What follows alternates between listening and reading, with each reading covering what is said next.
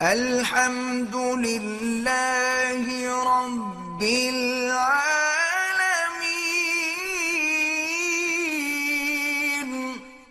کیا کہنا ہے؟ اچھا بھائی، مشرکین یہ بھی کیا کرتے تھے کہ اپنی اولاد کو پیدا ہونے کے بعد غربت کے خوف سے قتل کر دیتے تھے کہ اس کو کھلائیں گے کہاں سے. اللہ نے فرمایا قد خسر الذین قتلوا اولادہم، تباہ ہو گئے وہ لوگ جنہوں نے اپنی اولاد کو قتل کر دیا.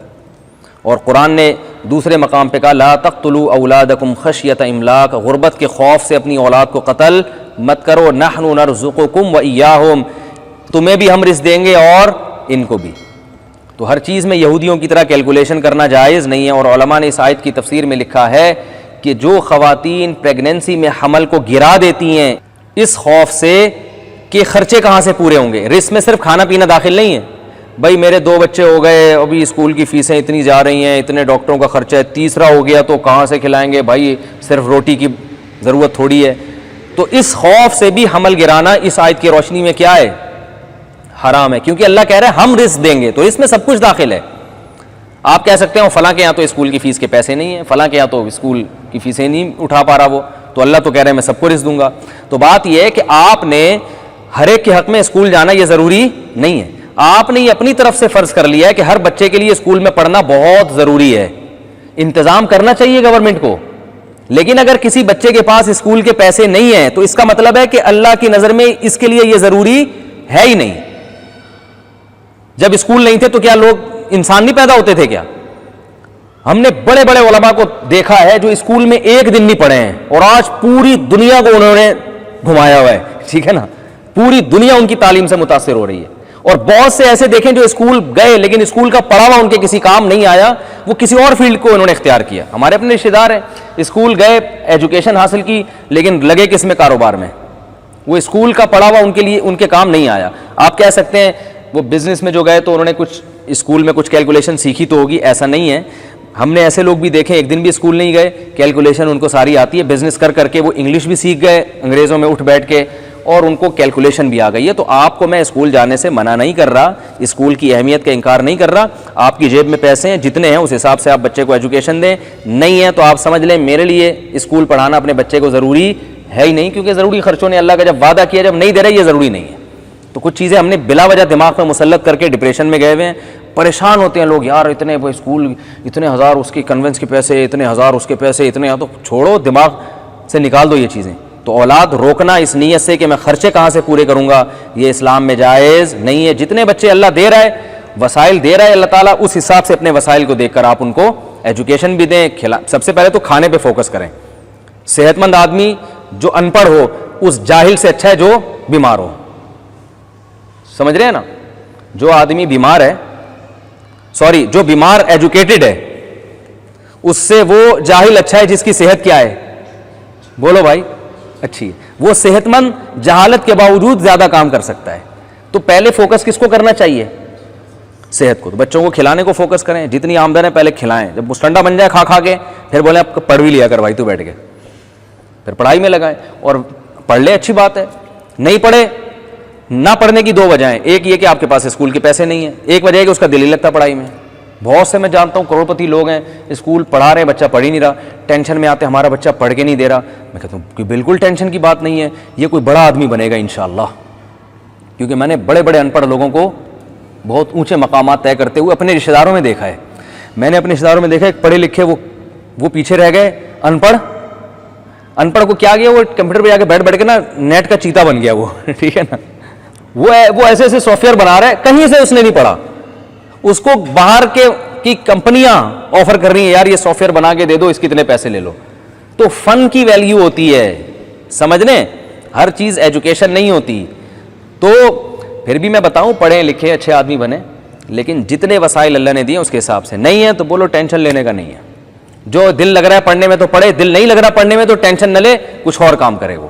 تو میں نوجوانوں کو کہتا ہوں بھائی پڑھائی میں دل لگ رہا ہے تو پڑھو، نہیں لگ رہا تو زبردستی نہ لو یار، کچھ اور کام کرو. ہر آدمی کو اللہ نے پڑھنے کے لیے پیدا نہیں کیا، بہت سارے لوگ دوسرے کام بھی کریں گے تو آپ دوسرا کام کر لو. لیکن آج والدین کو دیکھو بس زبردستی بچے کو سر پہ مسلط ہیں، پڑھ، خودکشیاں ہو رہی ہیں بھائی. تو وجہ کیا ہے کہ ایک غلط چیز دماغ میں بٹھا لی ہے. کہ میڈیا نے بھی نا ایجوکیشن ہر ایک کے لیے ضروری، یقیناً ایجوکیشن ضروری ہے، مگر کون سی ایجوکیشن؟ ایجوکیشن تو ضروری ہے، مگر ایجوکیشن جو ضروری ایجوکیشن ہے اس میں ہر قسم کی ایجوکیشن اسکول سے نہیں ملتی، ماحول سے مل جاتی ہے. ایک کاروباری آدمی کے لیے کاروبار کی ایجوکیشن ضروری ہے، اور وہ تجربے سے اس کو زیادہ حاسل ہوتی ہے، MBA کرنے سے یا IBI یونیورسٹی میں پڑھنے سے حاصل نہیں ہوتی. میں نے IBI یونیورسٹی میں تجارت پہ بیان کیا تھا، میں نے کہا ایک بات کان کھول کے سن لو، ان اسٹوڈنٹ سے میں نے کہا تھا کہ جو بزنس پڑھتا ہے وہ بزنس کے علاوہ دنیا کا ہر کام کر سکتا ہے، یہ ذہن میں رکھنا. وہ کسی بزنس مین کے پاس جاب تو کر لے گا، بزنس نہیں کرے گا. بزنس کرنے والے اکثر میں نے ان پڑھ دیکھے ہیں. پٹھانوں میں بزنس بہت ہے نا، ایجوکیشن کا ان میں اتنا زیادہ ریشو نہیں ہے. جاپان میں شو روم ہے پٹھانوں کے، آپ کوئٹہ کے مجھ سے ملنے کے لیے آتے ہیں بہت سارے، کوئٹہ سے پٹھان، پشاور سے پٹھان. ترکی میں ایک پٹھان سے میں ملا، میں نے کہا کیا کاروبار ہے؟ کہہ رہے وہ قیمتی پتھر ہے نا وہ یہاں بیچتا ہوں میں. وہ کروڑپتی آدمی. میں نے کہا ایجوکیشن؟ کہہ رہے اسکول کیا ہوتا ہے بھائی، اسکول کیا ہوتا ہے؟ اچھا وہ جو صبح صبح بچے بیگ لٹکا کے جاتے ہیں، کہہ رہے الحمدللہ وہ ہم نے نہیں پڑھا. اگر پڑھ رہے ہوتے اب تک وہ پتلون پہن کے کسی آفس میں جا رہے ہوتے، ترکی میں نہ گھوم رہے ہوتے اور وہ بزنس کرتے ہوئے. تو وہ اس کے پاس کہنے کو تو ایجوکیشن نہیں ہے، لیکن بزنس کی ایجوکیشن اس کے پاس ہے، جو اس نے تجربے سے. ادھر ایک کباڑ والا ہے، آپ کو ملاؤں میں، روز کی اس کی میرا خیال ہے 1.5-2 لاکھ روپے تو کہیں بھی نہیں ہے. یہ تو وہ ہے جو اس نے مجھے بتائی، ورنہ پوری آمدن بتاتا کون ہے. 40-40 50-50 لاکھ کی گاڑیاں لے کے گھوم رہا ہوتا ہے، انگلش بھی بول لیتا ہے، چیک کتنے ہیں اس کے پاس. آپ اس کو دیکھیں آپ کہو گے کہیں سے پڑھا لکھا لگتا ہی نہیں ہے. اکاؤنٹ اتنے کھول کے رکھے ہوئے ہیں اس نے. جب آپ اس سے پیسے لینے جائیں گے، یار بینک الحبیب کا چیک دے دوں، میزان بینک کا چاہیے، کون سا آپ کو کون سا اچھا لگے گا؟ تو کیا ہے تجربہ. لوہے کو بیچنا شروع کیا اور بیچتے بیچتے اسٹیل مل سے مال اٹھانا، اور پتہ نہیں دنیا بھر میں بزنس. دبئی میں گیا، ایک تاجر سے میری ملاقات ہوئی، انڈیا کے تھے وہ، ارب پتی تاجر، کروڑ پتی تو ہوں گے، ارب پتی نہ بھی ہوں. یہودیوں کے ساتھ بیٹھے ہوئے ہیں، وہ ڈائمنڈ کا بزنس کر رہے ہیں. میں نے کہا کیا؟ کہہ رہے میں تو اسکول سے بھاگتا تھا بھائی، اسکول کبھی تمیز سے میں نہیں پڑھا. کہہ رہے میں اسکول سے بھاگتا، جیب خرچی ملتی تھی کچھ خرید کے اس سے بیچ دیتا تھا میں. ابھی بھی میرے رابطے میں، ایک دن میں نے ایسی ان کے فضائل بیان کیے، ان کا فون آیا، کہہ رہے ہیں آپ نے تو پورا میرا کچا چھٹا کھول دیا. میں نے کہا کسی کو کیا پتا، اور پتا ہوگا تو آپ کی تعریف کرے گا، دیکھو کتنا ذہین آدمی ہے. تو انہوں نے کیا کیا، اسکول سے بھاگ رہنا شروع کر دے کہیں آپ لوگ. ہاں میں بتا رہا ہوں کہ اگر پڑھائی کے پیسے ہیں، پڑھیں، نہیں ہیں تو ٹینشن نہ لیں. یہ میرا ہدف اصل میں یہ سمجھانا ہے، ٹینشن فری زندگی گزارو. اصل مقصد یہ ہے، کسی ایک چیز پر کامیابی موقوف نہیں ہے کہ یہ جو ہے نا، جو جس طرح سے یہ بڑا آدمی بنا ہے تو میں نے بھی اسی طریقے سے بننا ہے. ایسا نہیں ہوتا بھائی، کوئی کسی طریقے سے، کوئی کسی طریقے سے بنتا ہے. تو وہ کیا ہے، وہ کہتے ہیں کہ میں تو بھاگ جاتا تھا اسکول سے، گھر میں کبھی جیب خرچی ملی، ابا سے 50 روپے مل گئے تو کہتے ہیں میں نے شروع سے بزنس مائنڈ تھا، جا کے کچھ خریدا اور کسی کو پہنا دیا. پہنانے کا مطلب یہ نہیں کہ تھوڑا مہنگا کر کے بیچ دیا، ہماری کراچی کی ٹرم میں پہنانا کہتے ہیں اس کو. ہوتے ہوتے ہوتے ہوتے اللہ نے بڑا تجربہ دے دیا. تجربے میں یہ بھی کہ کئی دفعہ لوگ پیسے لے کے بھاگ گئے، جتنا کمایا تھا سارا ڈوب گیا، زیرو پہ آگے کھڑے ہو گئے، لیکن ایکسپیرینس بڑھتا جا رہا ہے. دبئی آ گئے، بینک میں جاب ابا نے لگا دی. کہہ رہے ہم بینک میں بھی کچھ نہیں کرتے تھے، کام سے بھیجا جاتا تھا دبئی کی مارکیٹوں میں، تو وہاں دیکھتے تھے تاجر کر کے آ رہے ہیں، مارکیٹ میں چل کے آ رہے ہیں. کچھ دنوں میں بینک والوں نے چھٹی کر دی، نکل گئے یہاں سے، ٹھیک ہے نا. تو اچھا کیا چھٹی کی، ورنہ وہیں کیا کرتے رہتے، وہ مکھن اور گریس کا بہترین بزنس ہوتا. اب آپ خود سمجھ لیں، مکھن لگاتے رہتے ہیں نا بیٹھ کے.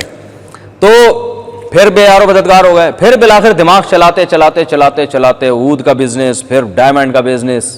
اللہ نے ایسا بھی ڈائمنڈ، یعنی یہ ایک دم سے نہیں آ گئے کہ آپ کہیں کہ کل سے میں بھی کیا کر رہا ہوں، ڈائمنڈ کا بزنس شروع کر رہا ہوں. تو یہ ساری کتھا میں اس لیے آپ کو سنا رہا ہوں، یہ بتانے کے لیے کہ جو والدین نے اپنے دماغ میں ایک چیز مسلط کر لی ہے نا کہ اسکول کی فیسیں ہیں نہیں، اب زکاتیں مانگ رہے ہیں لوگوں سے، بچوں کو پڑھانا ہے اور نہیں پڑھ رہا تو ٹینشن میں جا رہے ہیں، ہائے میرا بچہ تو کسی کام کا نہیں.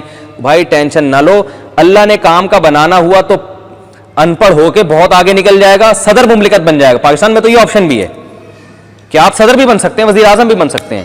آپ PhD نہیں ہے لیکن آپ PhD ڈاکٹر بن سکتے ہیں. یہ تو خاص طور پہ پاکستان والوں کے لیے سہولت ہے. کتنے ڈاکٹرز ہیں جن کی سرٹیفکیٹ ہی نہیں. آپ مفتی بن سکتے ہیں. مفتی سے بڑا تو میرا خیال ہے کوئی عہدہ نہیں ہوتا نا، پیغمبروں کے وارث. آپ انجینئر ہو کے مفتی بن سکتے ہیں، ٹھیک ہے. یعنی اتنی بڑی سہولت پاکستان میں جب آپ کے پاس ہے تو اور کیا چاہیے بھائی.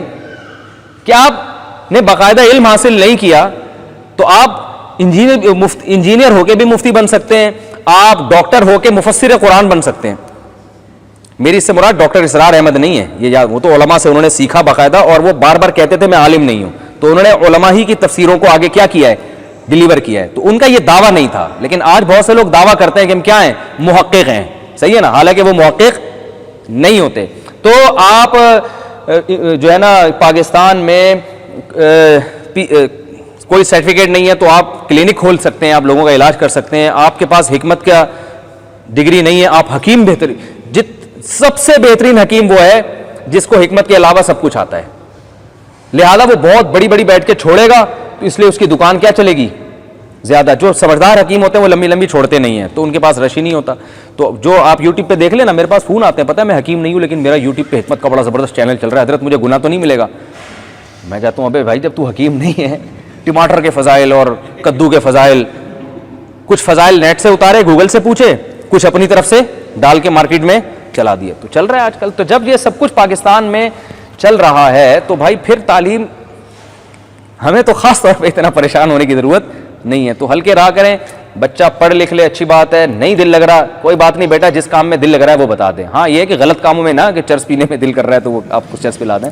تو اللہ کا شکر ہے میں اس معاملے میں اپنے بچوں کی ٹینشن بالکل نہیں لیتا, میرے اللہ کا شکر ہے بہت بچے